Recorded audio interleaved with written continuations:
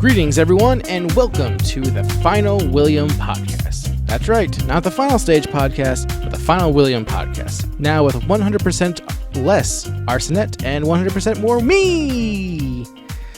Yes, for those of you who don't know, we are in an effort to make the Final Stage Podcast more focused on Sasuke-related stuff as originally intended.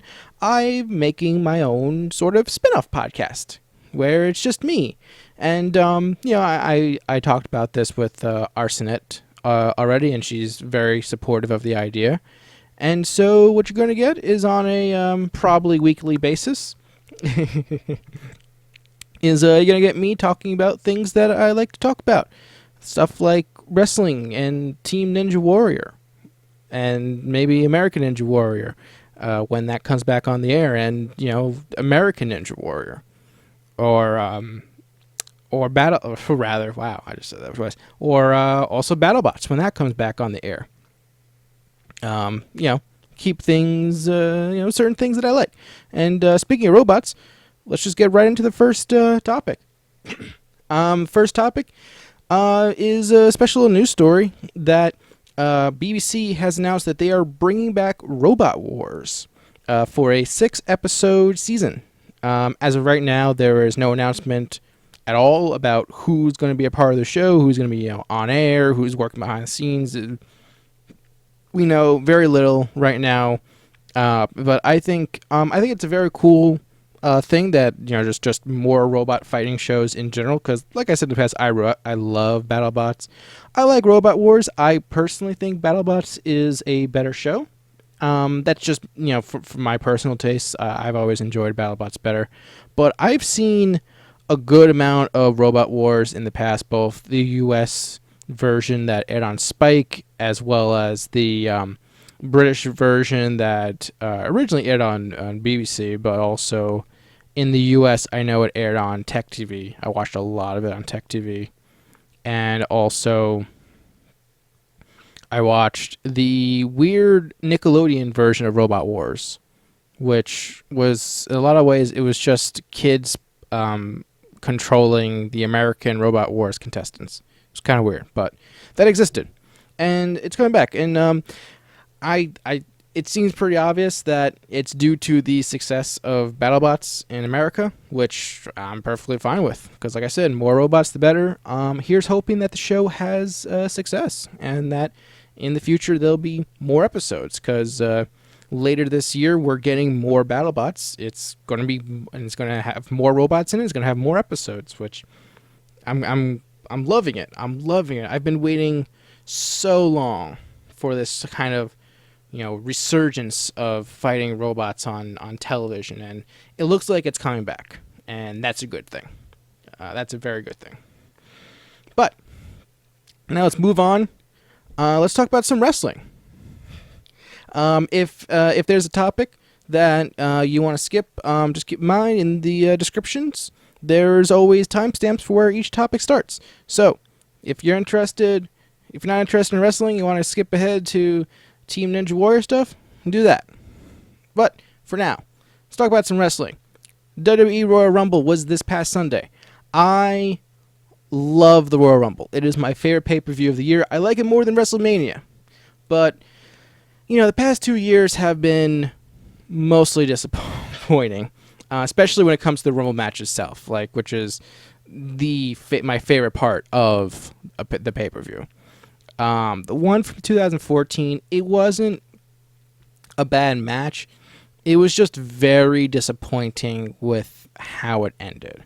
With Bryan not even being in the match and Batista winning, and it was a big old mess. What was even a bigger mess was how the 2015 Royal Rumble ended, because they eliminated Bryan early, and the match itself, it was just a terrible match. It was a boring match. Nothing happened. It was just so unexciting.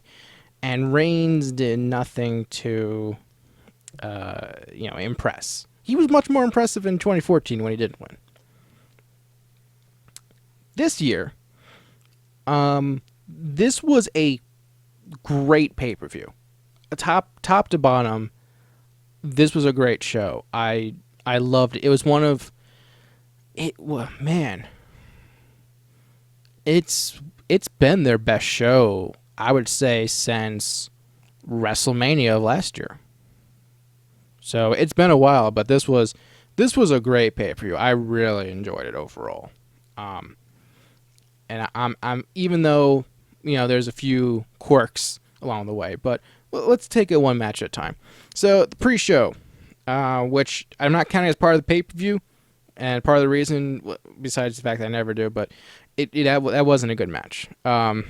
It was the Dudley Boys versus the Ascension versus the team of Mark Henry and Jack Swagger versus the team of Damian Sandow and Darren Young.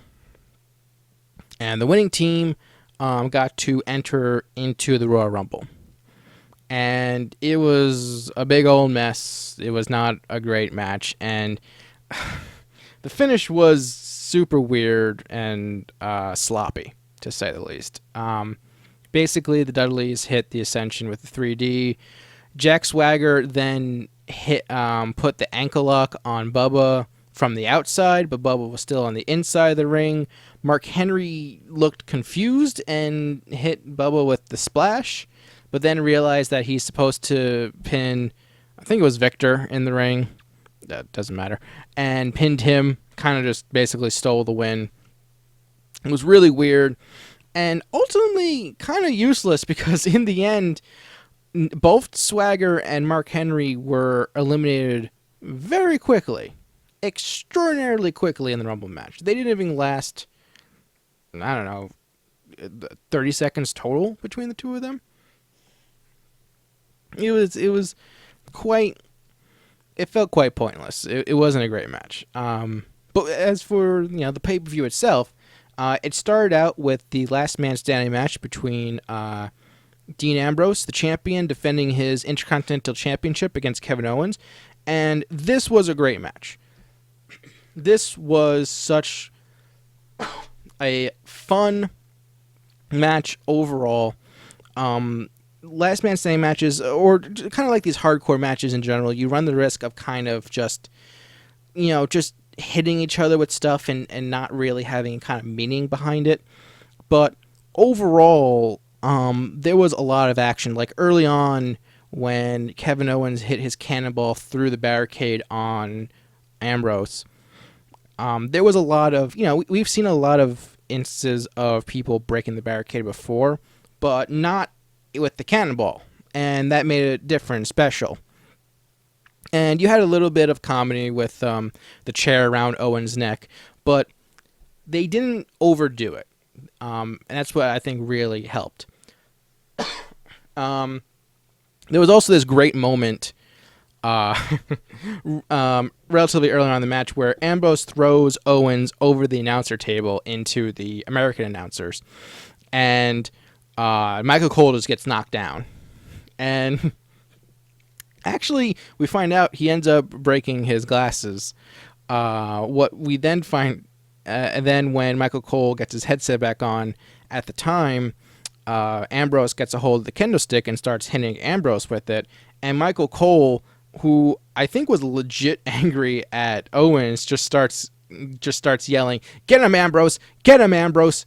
And it's like, man, that was pretty funny. Just get this guy. He broke my glasses.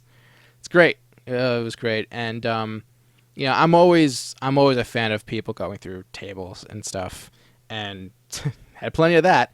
And especially with the finale of Ambrose of Owens going for a moonsault to put Ambrose through a bunch of steel chairs, but Ambrose getting up in time and pushing him off through a pile through two tables on the outside that we forgot were set up. I certainly forgot about those. It was a good way to end it, and Ambrose ended up retaining. And it was, you run the risk of last man standing matches with getting too boring with the counts and stuff.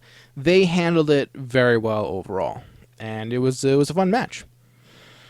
And then we had the tag match between the New Day and the Usos. This was a perfectly fine match. I do like the Usos. I know not everyone does. I like the Usos. I like what they do. Crowd, not so much. um, it was a fairly standard match between the two of them, the two teams, but the ending was what made it extra good, in my opinion, because basically on the top rope, I believe it was Jimmy and Kofi were fighting on the top rope. Big E does the secret tag to Kofi, and when Kofi's on the ground, Jimmy is going for the big splash, but Big E comes in, catches him on his shoulder, and transitions into the big ending. And it was such a clean catch. It was such a smooth catch too. It was perfect. It was a perfect way with what they wanted to do. It was a perfect way to do it. And it was a great way for New Day to win, because it was kind of underhanded. There was a weird moment where it looked like Xavier was supposed to put Kofi's foot on the ropes, but was out of position, so it looked a bit weird. Xavier did a good job of kind of getting the crowd to boo New Day, because they are supposed to be heels. Because basically, with their trombone Francesca 2, people, the crowd wanted Xavier to play his trombone, but a bunch of times Xavier would be like, "Oh, you want me to play it? Nah, I'm not going to play it." And they boo him, because that's, they're heels, and you're supposed to boo them. So yeah. So, next match, I believe, was the United States Championship match. Alberto Del Rio defending against Kalisto. I actually, going into this pay-per-view, I thought only one title would change. I knew at least one had to change. And funny enough, all the titles were on the line this time, which you don't always get. And all the matches and there was only title matches during the show. But I honestly thought that the Intercontinental Championship would be the one that would change hands. So, I was wrong about that. I was not expecting Kalisto to win the title back. I am happy that Kalisto won the title back. And I hope that he gets a decent run with it. Of him just having great matches, because Kalisto is a very talented person. He has great matches, and his match against Del Rio was a good match. It was probably the weakest of the three that they had recently, but it was still overall very good. The ending, again, I think like a match becomes better when the ending is good, and in this case the ending was good because Del Rio took the protective covering off of the top turnbuckle and was trying to put Kalisto into it, but then Kalisto reversed it into a Hurricane Rana, in which Alberto, went into his own trap, and then Kalisto hit the Salida del Sol and shocked everyone, pinned him clean in the ring, 1, 2, 3, and became the new United States champion. And I hope there's good things coming for him, because he, we need new stuff. And Kalisto is new, and Kalisto is pretty good. And I approve of that. And then we had the women's, the Divas Championship, I should say. The funny thing is that the whole Divas Revolution thing that happened last year was overall pretty terrible with the way that they handled things, with the way WWE handled things. Not necessarily that the women are bad, but just the way that WWE was handling things was pretty bad.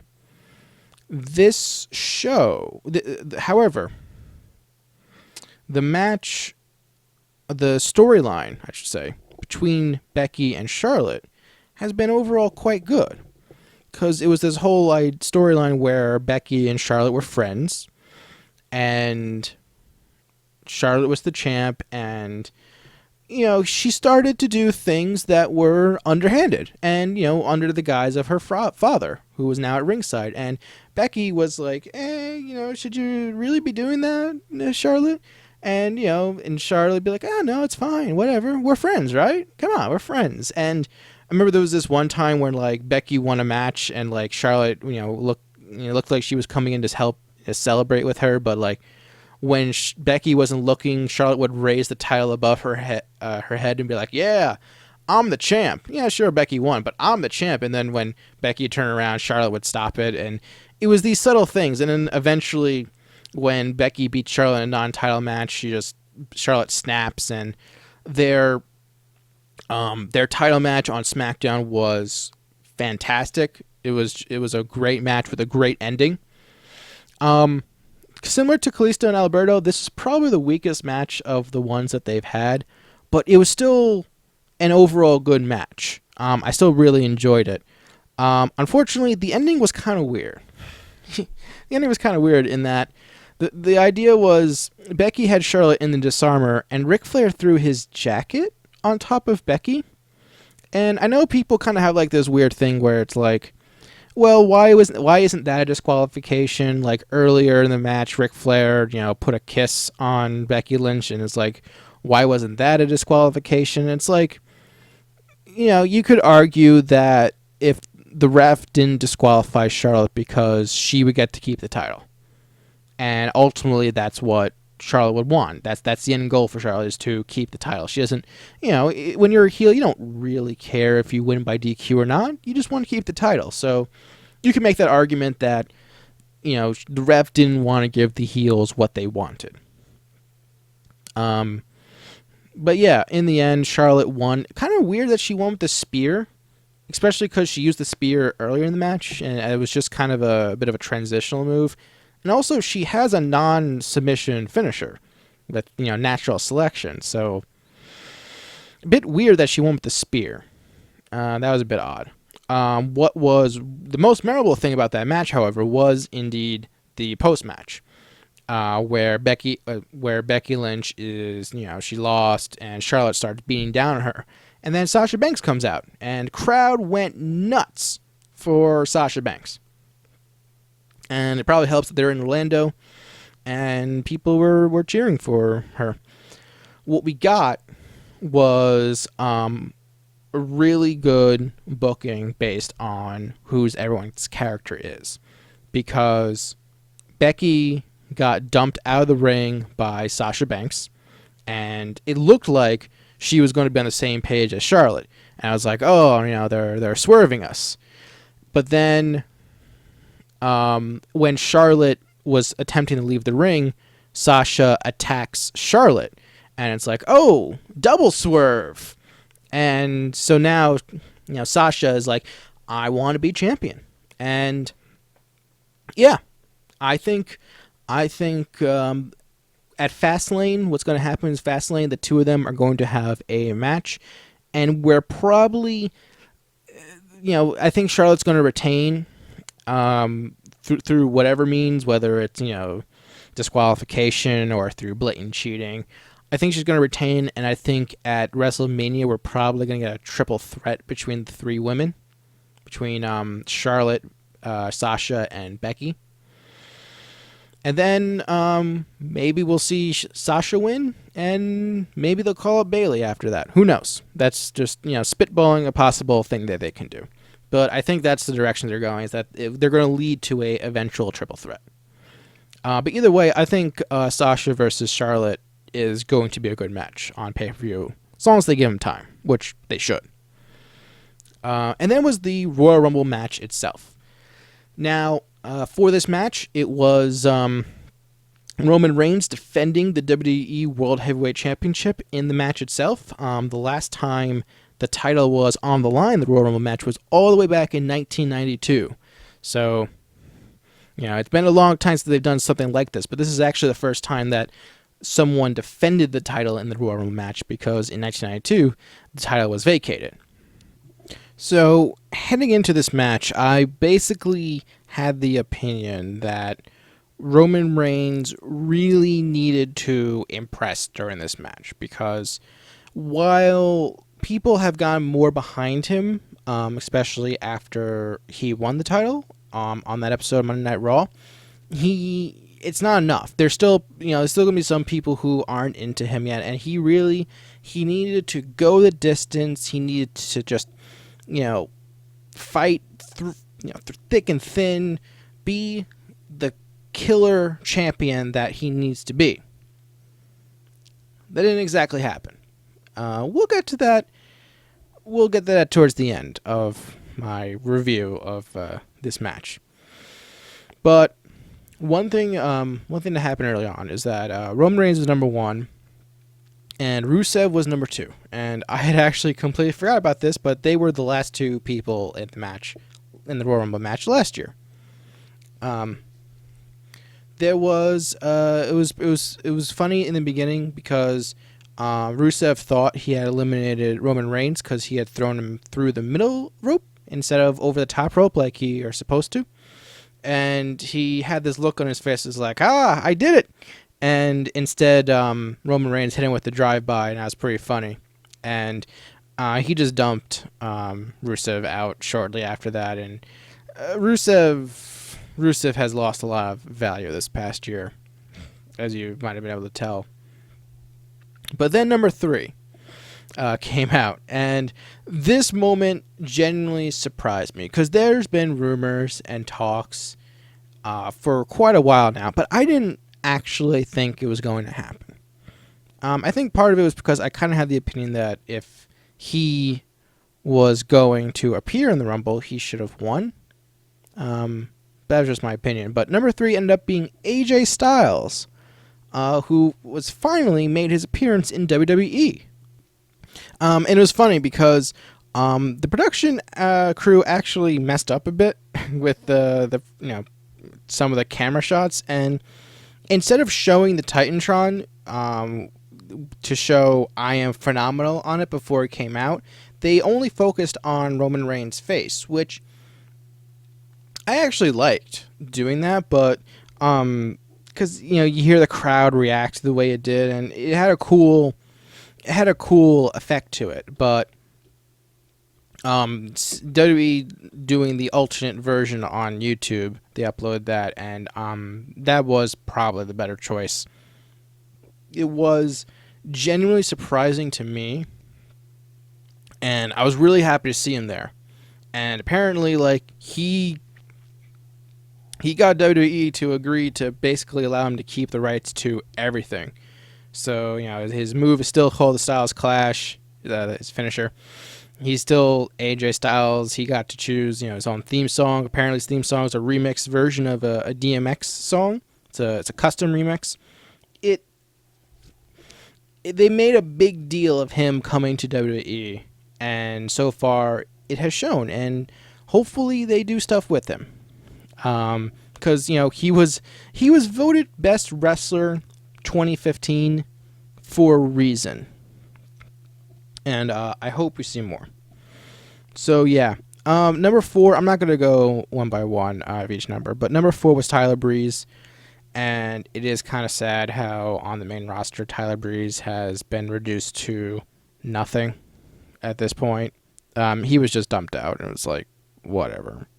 It was really sad. But we got Jericho, number 7. He ended up lasting like 50 minutes, which is pretty crazy. Very surprising that he did it, but he's perfectly capable of doing that. What we got was a lot of really fun and a lot of really smart booking. Kevin Owens was part of the match. There was both he and Ambrose, when they were entered the match, they both sold that they were, injured and worn down. More on that in a bit. That was nice. But having Kevin Owens eliminate AJ Styles was a good move.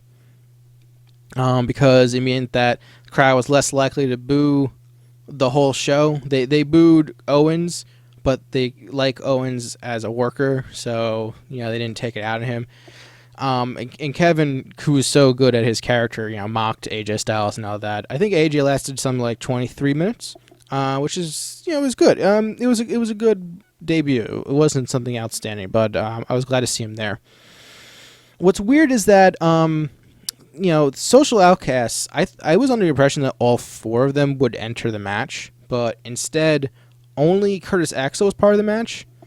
And then, I guess he was finally eliminated from the Royal Rumble, as opposed to last year when he was never eliminated, even though it technically was. But anyway, and of the New Day, only Kofi entered the match. I would have thought all three of them would have, but I guess they only had 30 spots and they didn't have enough room. The Kofi sitting on Big E's shoulders. So, like, for those who don't know, it looked like Kofi's going to get eliminated, but instead he landed on Big E's shoulders. He was on the outside, and so he spent a good portion of the match just standing, hanging out outside on Big E's shoulders. And, like, I know he drank a fan's drink at one point. They were, taunting and stuff.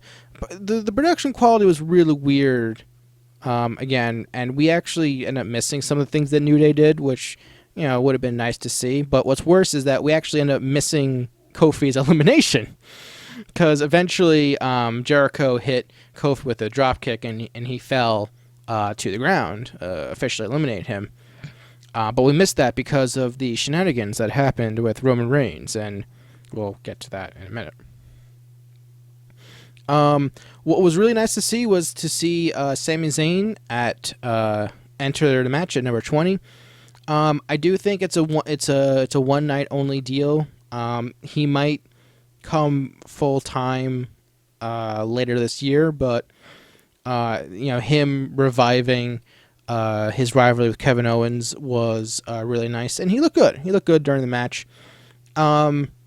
Production qualms aside, I think having a wide shot every time a member of the Wyatt family entered was a really cool idea, because it prevented you from immediately recognizing who was coming out. And they really wanted to make Braun Strowman look good as just this killer monster, and they made him look like it. Some people are theorizing that they're getting him set up to face The Undertaker at WrestleMania, and that's not a good idea. It's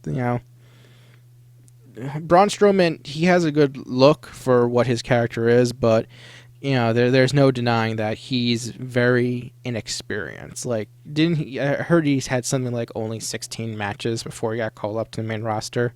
It's a bit crazy when you think about that. But yeah, I know they had Braun Strowman eliminate both Kane and Big Show, and he helped eliminate Mark Henry. It was crazy. And Lesnar came out. He suplexed a whole bunch of people. They didn't use him too much, though. What was really surprising is that Lesnar eliminated the Wyatt family, the three members of the Wyatt family who had come in, and then Bray came in. And then Bray used the Wyatt family to eliminate Lesnar, and Lesnar kind of like accepted it. He seemed actually genuinely bummed about it. It was a bit of a weird thing, but I actually predicted that was going to happen, and especially after the way Raw ended the week before, and it certainly seems like they're setting up for Bray versus Brock at WrestleMania, which might be a good match, but you have that issue where it's like Brock beat Undertaker at WrestleMania, and then Undertaker beat Bray at WrestleMania, so what makes you think Bray's going to beat Brock at WrestleMania? I don't know. It's probably not going to happen, and so while the ending is probably going to be super predictable, we can hope that the match will be good. And honestly, I do hope that it'll be more than just a bunch of suplexes. I would like it to be more even-handed, because matches where Brock only does suplexes can get old, personally.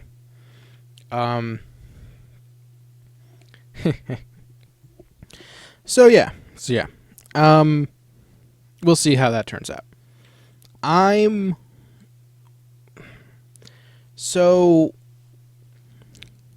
The big problem with the match, because it was a great match. I really enjoyed it.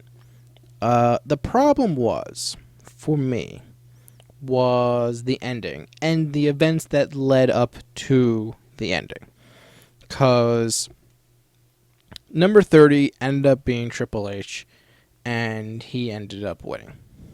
And the problem with that, people are like, oh, anyone but Roman Reigns. It's like, no, like, to me, Triple H winning is worse than Roman Reigns winning. Like, I thought Roman Reigns should win. Like, that was my opinion, that Roman Reigns should win the match and he should retain. Because, one versus all, he should do it. What they did, the reasoning, like, God, just thinking about it makes me scratch my head a bit. So, what they did was that about halfway through the match, the League of Nations came out, pulled Roman underneath the bottom rope, and set up Roman on the, I believe, French announce table, and Rusev hit a splash through the table through Roman. And what they then did was they did this thing where they were stretching out Roman to the back. But the problem is that they did this shot where they didn't stretcher him out. He walked with with some assistance from the paramedics. And the problem is that this is the middle of the match and he has not been eliminated yet.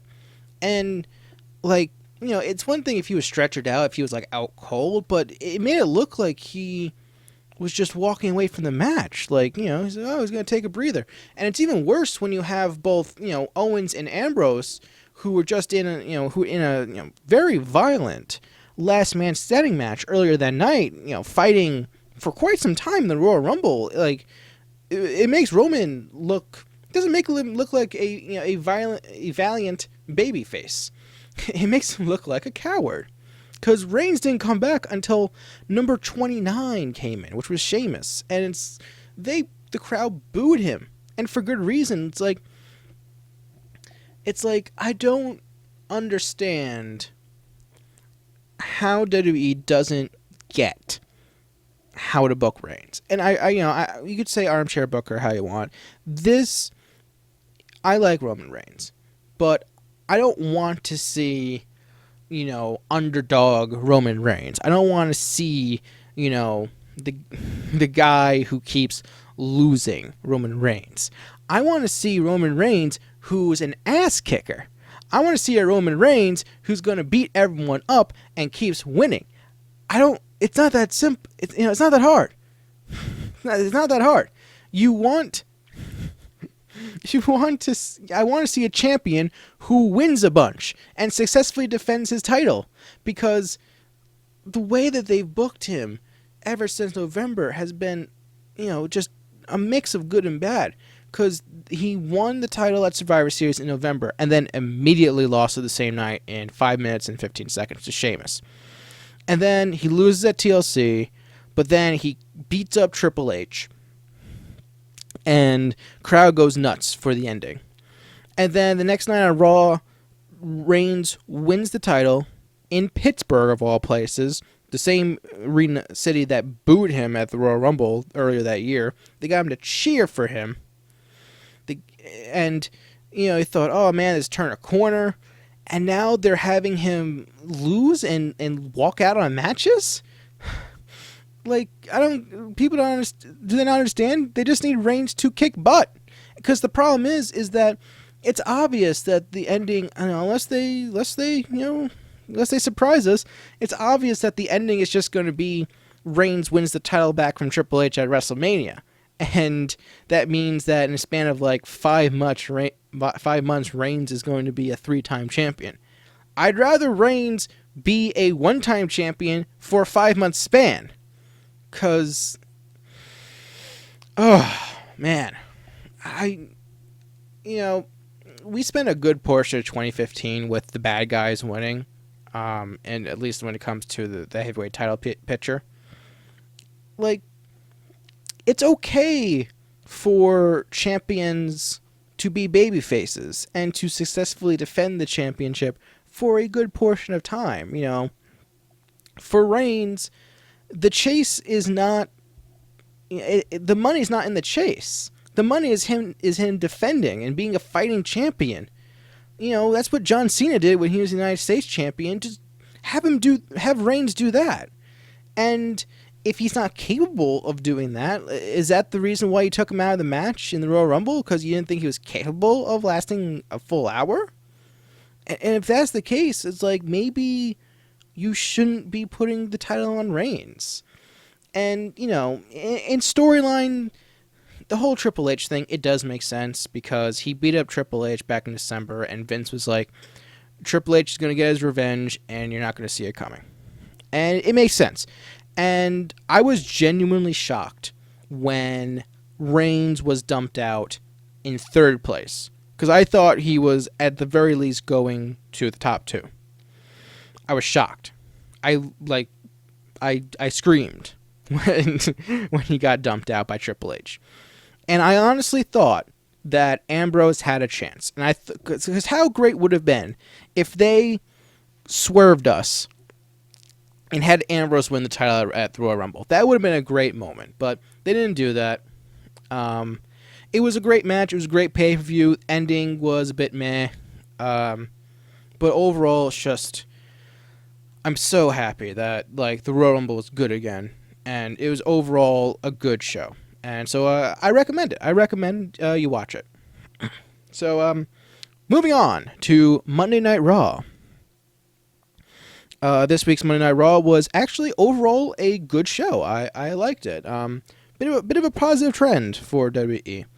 The Authority came out, but Triple H cut a good promo, saying how Roman Reigns doesn't respect the business, even though it kind of exposes what they're planning on doing for WrestleMania. And Triple H did have this great line about how people are saying oh, you have such a legendary career, you don't need to have the title again. And he goes, well, you're right, I don't need the title, but I want it. And that's a really good evil thing to say. That's really good. I like that. All right, so the first match we ended up seeing was Kevin Owens versus Dolph Ziggler. It was a very good television match. I really enjoyed it. Kevin Owens ended up winning with the pop-up powerbomb. Very, very simple and to the point. We saw a match between the Chris Jericho and AJ Styles. This was AJ Styles' first match on Monday Night Raw. It was a great match. I really enjoyed it. I really enjoyed the match. I like everything that was going on with it. It was kind of weird because AJ didn't win with Styles Clash, and I thought, oh, they were going to build it up. But then he just kind of, on SmackDown in his match against Curtis Axel, he won against Axel with the Styles Clash. So, I don't know. I guess they didn't want to pin Jericho definitively, I guess. Maybe because they're possibly going to have a rematch at WrestleMania. We'll have to see where that goes. Jericho did definitely seem motivated to wrestle with AJ. I'm sure he wanted to do it for quite some time. It was a good match. I liked it, and I imagine if they wrestle on a pay-per-view stage, they're going to just bring it up even higher. So I'm looking forward to seeing that. And we also learned that Nikki Bella has to get neck surgery, and apparently it's it's a pretty serious injury. I think Nikki has definitely improved, especially compared to when she first debuted. So I hope she recovers, and I hope she does well. Because you never want to see people get injured, especially when it comes to their neck. So, hoping the best. And supposedly Sheamus has an arm injury now, and it's my goodness, they have so many people getting injured lately. It's crazy. They gotta. I don't know what's going on, WWE. They gotta figure out why so many people are getting injured and seeing if there's anything they can do to help prevent this. We'll have to see. But we had we had a segment with Flo Rida and the Social Outcasts. Bo Dallas challenged Flo Rida to a rap-off. I think Bo Dallas won, and that's not just because I don't like Flo Rida. I generally think that Bo Dallas had a better rap. It was genuinely enjoyable what Bo Dallas did. But Flo Rida, they had him introduce the Dudley Boys in the form of a rap, which was weird, but you know, it was a match with a celebrity involvement. It is what it is. It was a fine match, but whatever. You know, at least it was kept to a minimum. They had a match between Sasha Banks and Becky Lynch. It was a relatively short match, especially because afterwards, Charlotte ran in to cause disqualification and basically attack the two of them. It was just an angle to help set up a feud between Sasha and Charlotte. But the match itself, while short, it was good. It was competent. I liked it. Actually, I think I was more forgiving for this show for stuff that might not be as good for people. But you know, like there was a match between Kane and Bray Wyatt, and I liked it. I thought it was fine. You know, I didn't think it was great, but I thought it was fine. I enjoyed it. You know, Bray Wyatt got a win, which is nice. And yeah, and then there was the segment, the very long, surprisingly long segment, where they've been teasing that a major superstar was going to be making his return on WWE on Raw tonight. This week, and there was a limousine outside, and Rich Brennan, you know, tried to get an interview with whoever was in the limousine, and it turned out being The Miz. And he was like, "Yes, I'm making my grand return in 3 weeks. Since 3 weeks."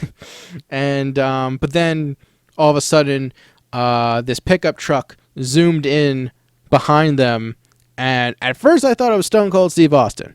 And to be perfectly honest, I would have preferred if it was Stone Cold Steve Austin.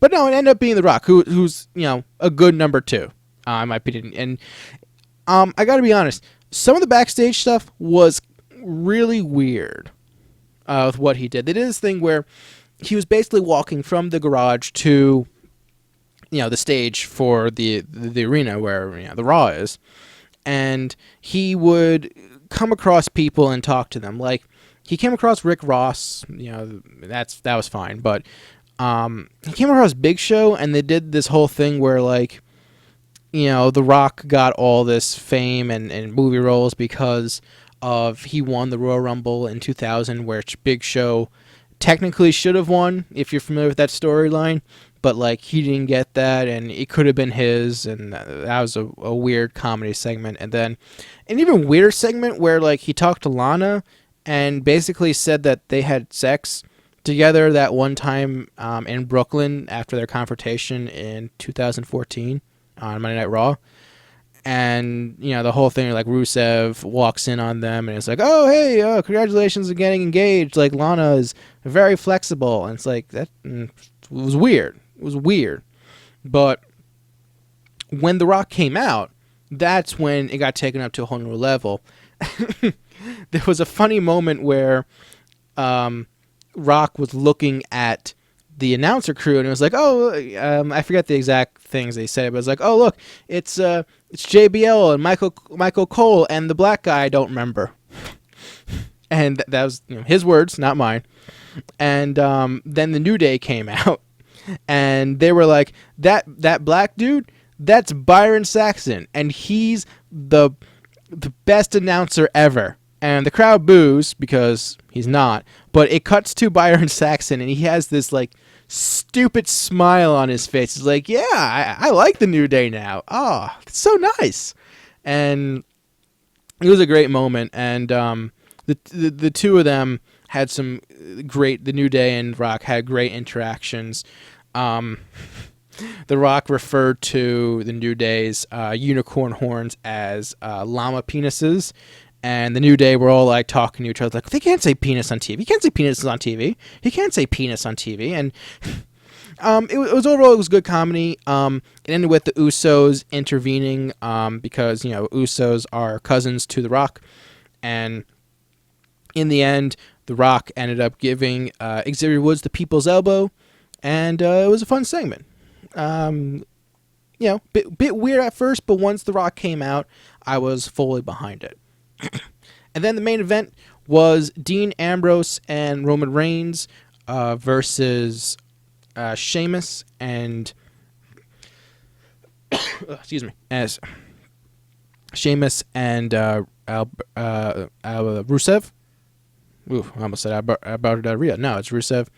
Kalisto and Miz had a match. It was good. Kalisto won. That's all I just said. But with the main event, it was a fun main event. I enjoyed it. Reigns and Ambrose make a good team. They have a good dynamic together, especially when they're kind of broing it out. People like Reigns when he's with Ambrose. They need to work on him on, people liking Reigns when he's not with Ambrose. But in the end, Rainbows and Reigns win the match. And they get revenge on Rusev by putting him through the table. And then Steph McMahon announces that at Fastlane, it will be Reigns versus Ambrose versus Lesnar to determine who the number one contender for the WWE World Heavyweight Championship will be, and will face Triple H at WrestleMania.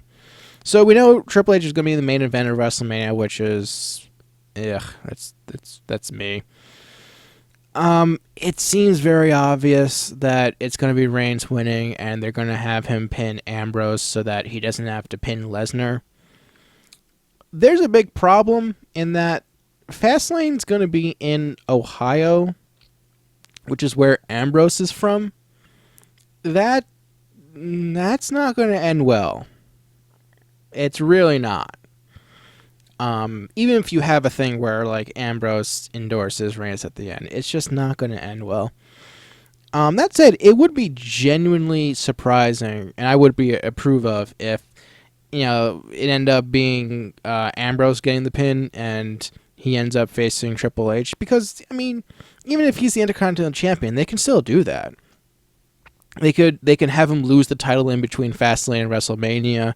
They can do a thing where they make it title for title, because they can do a thing where Triple H is so greedy, he wants both titles, he wants all the gold, like that one image that floats around. They could do that. And so they don't have to go with Reigns. And I only say that because I don't think Roman Reigns versus Triple H is going to work. But Triple H versus Ambrose, that'll probably work. And it'd be different, and it'd be nice. And that's all I'm going to say for now. All right. Moving on to NXT. I actually just watched NXT. A few notes. I just want to give a quick few notes. So, Jason Jordan and Chad Gable are now known as American Alpha. I'm kind of iffy on the name. I don't think it kind of rolls off the tongue super great, but we'll see if it sticks. They end up beating Blake and Murphy. It was, Chad Gable is really good. Jason Jordan's good too, but this match featured a lot more Chad Gable just doing all these type of wrestling maneuvers on Blake and Murphy, until eventually Blake and Murphy got the upper hand and they got the hot tag to Jason Jordan. It was but it was a very fun match, and it's sort of weird because they're setting up Jordan and Gable for the tag titles, but they're also setting up Kaz and Enzo to get a rematch against Dash and Dawson for the title. So we'll see where they go from this. Emma and Dana Brooke had an excellent backstage promo, talking about Emma's match with Carmella, basically doing all those great heel things where it's like, Carmella, she only won because she beat Alexa Bliss, not me, and Bayley did most of the work, and so you can't do it on your own, and Dana Brooke's whole thing with patting whoever the interviewer is on the head, that's great. It was really good. Really liked it. Elias Sampson had a match against not Bold MC, against some guy. I don't get Elias Sampson. He hasn't excited me. I need to see more from him. Hopefully he can do more. Alex Riley came back, and he's a heel, which makes sense given what he given his speech the last time we saw him on NXT. And like his character makes sense, his post-match interview and everything. The match itself was all right. He beat Bulb Dempsey. We'll have to see what they do with Alex Riley.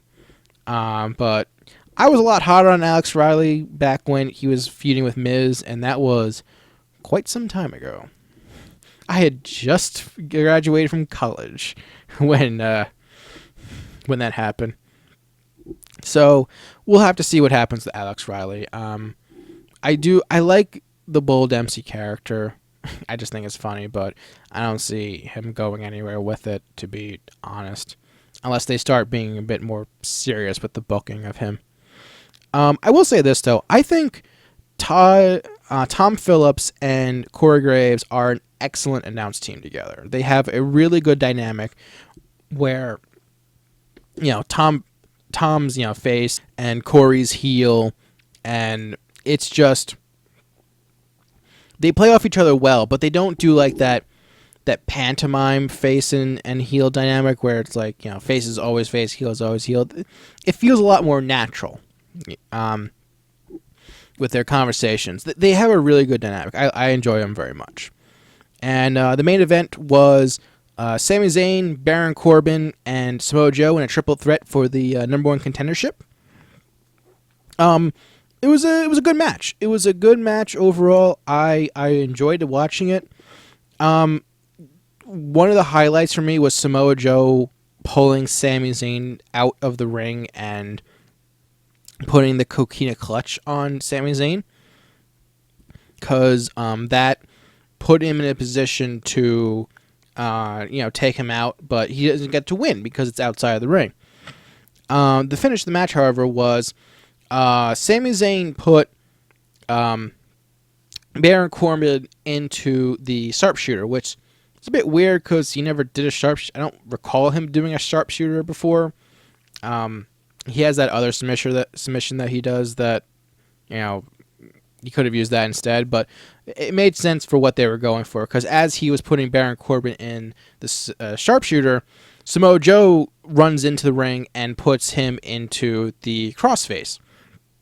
And then Baron Corbin taps out, and you have this disputed finish of like, well, who gets the victory, because they both had him in a submission hold.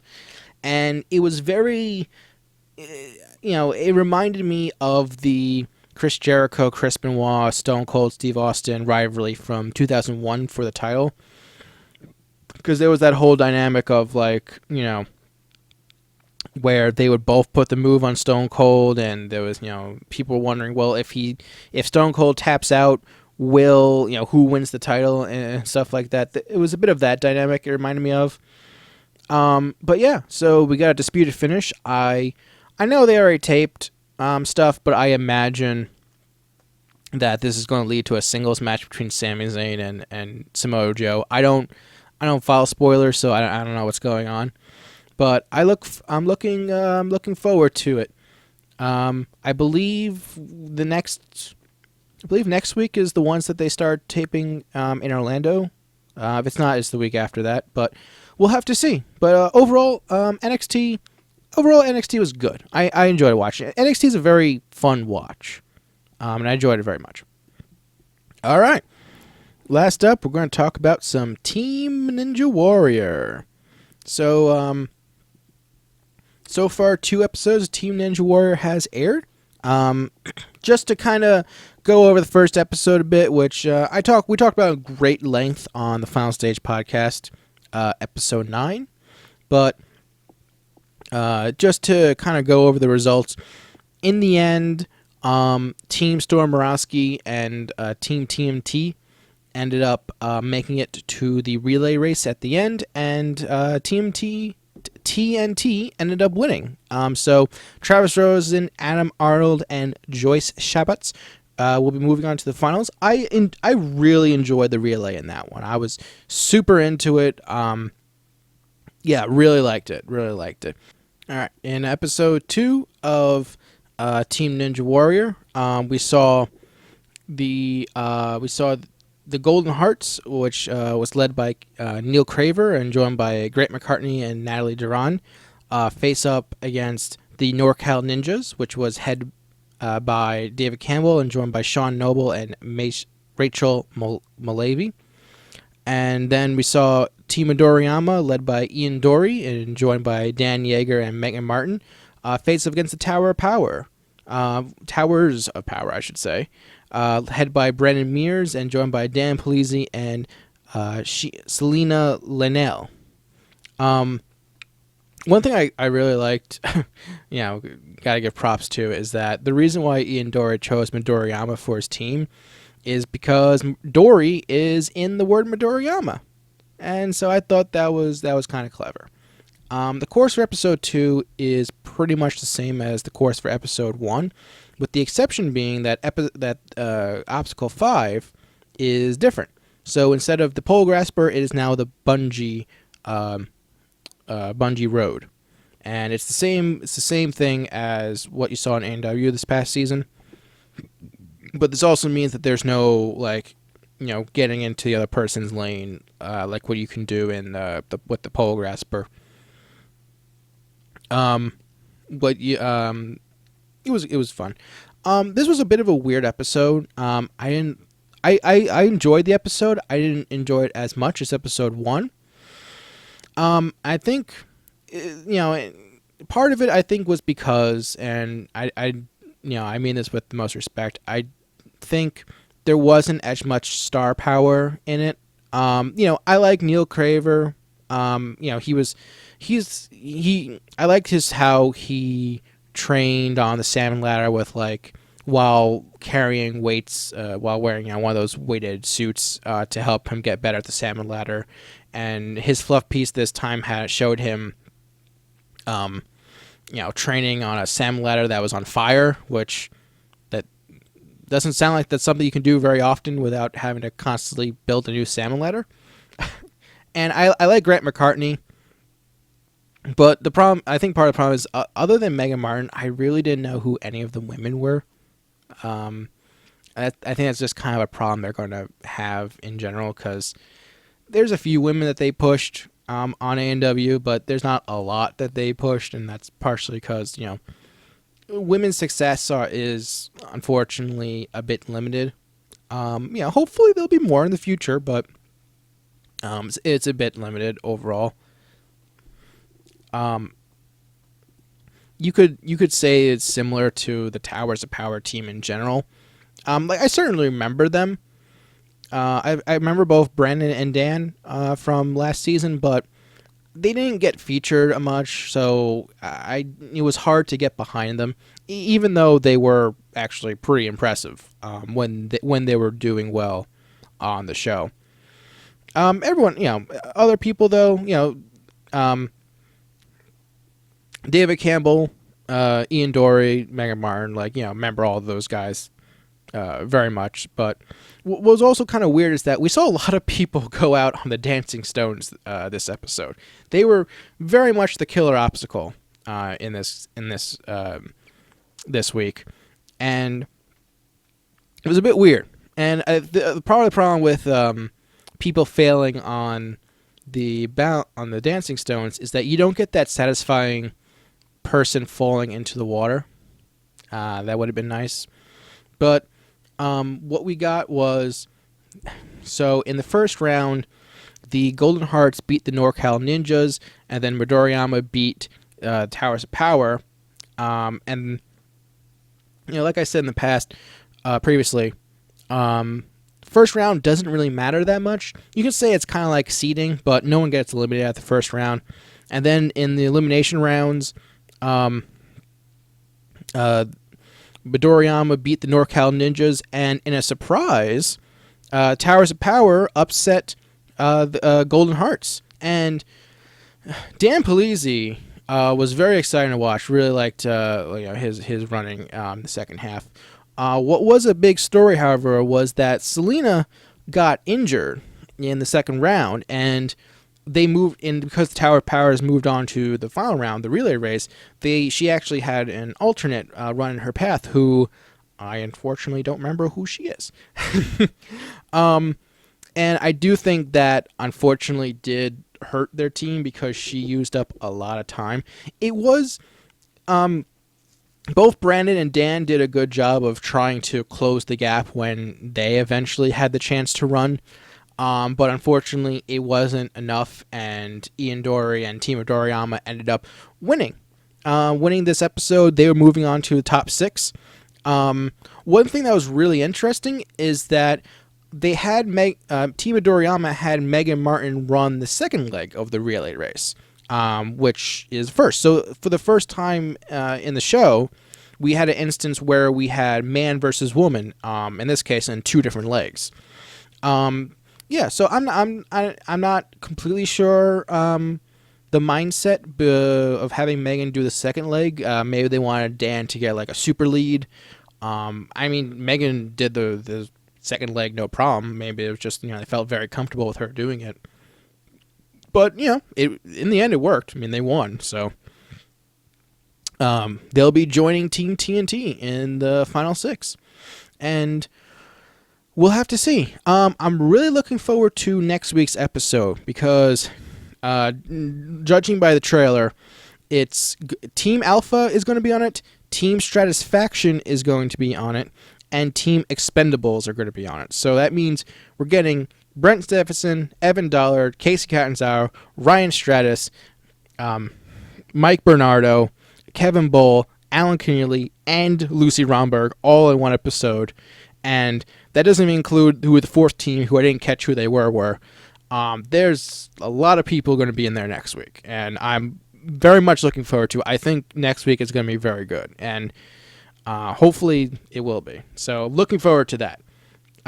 So Team Ninja Warrior, still enjoying it. Second episode was a bit weaker than the first one, but I liked it. I liked it overall, and hopefully we'll see more of, I mentioned, I wasn't too familiar with Tower's Powers or with the women. Hopefully with, American Ninja Warrior, these people will have continued success, and we'll get to know them more, and I'll get to become more familiar with them. And hopefully the show will continue to be good. And that's it. That is it for me for the Final William podcast. I want to keep things around an hour, no more than 90 minutes. Hopefully I didn't bore you. Hopefully you enjoy yourself. You can follow me on Twitter at 2D2Will. Check out 222productions.com and 2-2.com on 222 Productions YouTube. I put up a simple update video talking about things that I want to do in 2016. If you want to hear me talk about that, I do mention this podcast, so it's a bit weird. But check that out and hear some of the things. There's stuff coming. I'm working on stuff for both websites, and hopefully I'll see you next week. And we'll talk more. We'll talk about more wrestling. We'll talk about more Team Ninja Warrior, and maybe I'll throw something else in there. Who knows? But until then, we'll see you next time. Thanks for listening, everyone. Love you. Peace.